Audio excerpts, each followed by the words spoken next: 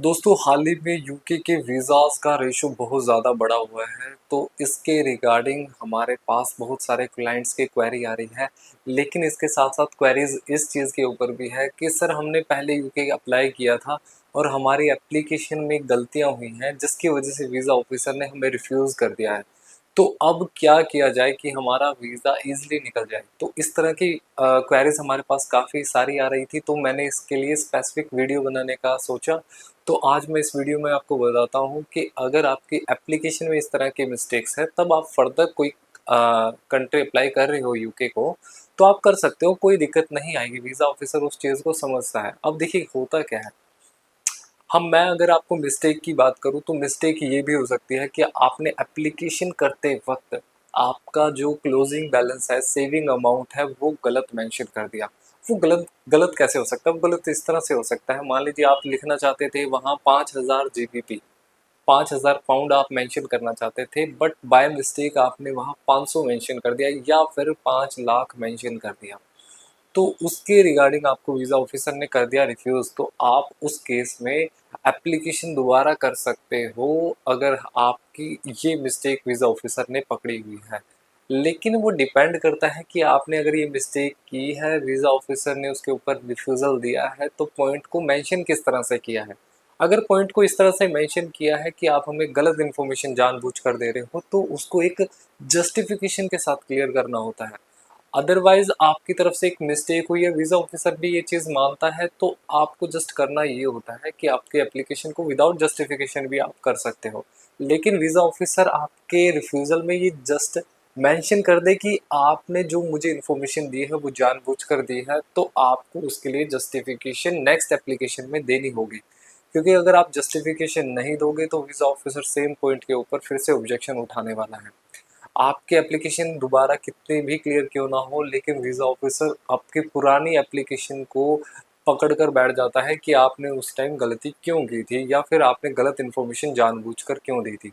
तो इस चीज़ से बचने के लिए आपको जस्टिफिकेशन देनी होती है। सेकंड चीज़, आपका ट्रैवल प्लान आपने कुछ बनाया था, मान लीजिए फॉर एग्जांपल मैं मानता हूँ कि आपने 1 से 10 अक्टूबर का ट्रैवल प्लान बनाया था, लेकिन एप्लीकेशन में आपने मेंशन कर दिया 1 से 14 या फिर 1 से 8। आपके होटल्स भी 1 से 10 के रिगार्डिंग ही मेंशन थे, लेकिन आपने ट्रैवल प्लान एप्लीकेशन में गलत मेंशन कर दिया या फिर कवर लेटर में गलत मेंशन कर दिया और वीज़ा ऑफिसर ने उस पॉइंट को लेकर ऑब्जेक्शन उठाया। यस, आप एप्लीकेशन दोबारा कर सकते हो, लेकिन वो डिपेंड करता है वीज़ा ऑफिसर ने रिफ्यूज़ल अगेन आपको किस बिहाव पर दिया है। अगर वीज़ा ऑफिसर ने ये चीज़ मेंशन की है कि आपका जो रिफ्यूज़ल है उसमें आपने जो क्लियर की है चीज़ें, वो सारी की सारी आपने गलत इन्फॉर्मेशन जानबूझकर दी है, तो वीज़ा ऑफिसर को जस्टिफिकेशन के साथ क्लियर कर दीजिए। लेकिन अगर आपका रिफ्यूज़ल बड़ा सिंपल सा है कि आपने मेंशन ये किया हुआ है ट्रैवल प्लान आपका ये है, तो आप सिंपली दोबारा एप्लीकेशन वैसे ही कर सकते हो, विदाउट जस्टिफिकेशन भी करें तो कोई दिक्कत नहीं है, वीज़ा ऑफिसर आपको वीज़ा ग्रांट कर देता है।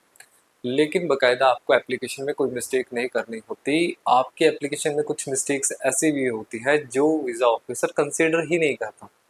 मान लीजिए आपने कोई पैराग्राफ बनाते वक्त कोई ग्रामेटिकल एरर कर दिया या फिर कुछ और ऐसी कोई पॉइंट मेंशन कर दिया, तो वीज़ा ऑफिसर उस तरह से आपकी एप्लीकेशन को चेक नहीं करता।